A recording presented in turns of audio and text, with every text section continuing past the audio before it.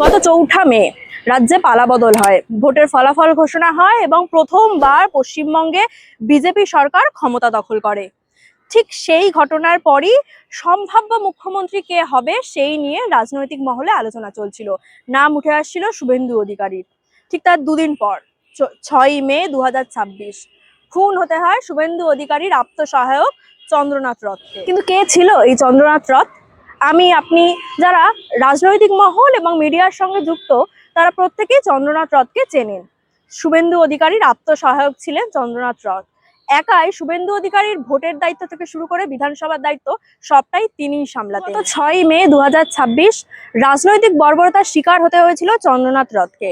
Nizam palace থেকে যখন তিনি নিজের কাজ শেষ করে নিজের বাসভবনে মধ্যমগ্রামে ফিরছিলেন, ঠিক সেই সময় মধ্যমগ্রামে তার ফ্ল্যাটের সামনে কিছুজন বাইকে করে আসা আততায়ী তাকে গুলি করে পালিয়ে যায় এবং ঘটনাস্থলেই তার মৃত্যু ঘটে। চন্দ্রনাথ খুনের তদন্ত ভার যায় সিবিআই এর হাতে।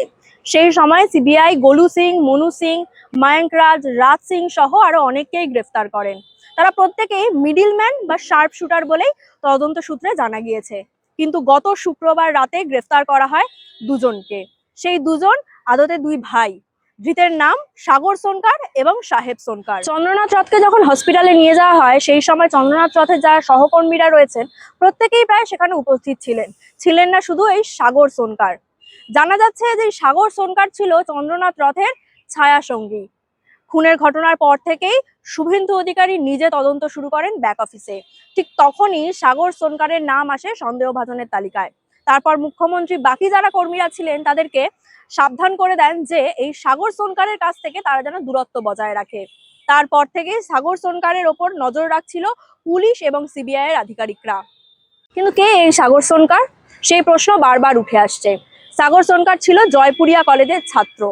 তৎকালীন সময় যখন তৃণমূল কংগ্রেস শাসক দলে ছিল তখন সাগর সোনকার ঘনিষ্ঠ ছিল সেই সময়ের বিধায়িকা শশী পাজার।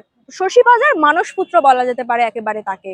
বিভিন্ন ছবিতে শশী পাজার সাথে দেখা যেত সাগর সোনকার। কিন্তু সাগর যখন বুঝতে পারে যে তৃণমূলের অবস্থা টালমাটাল, ঠিক তখনই তিনি দলবদল করেন।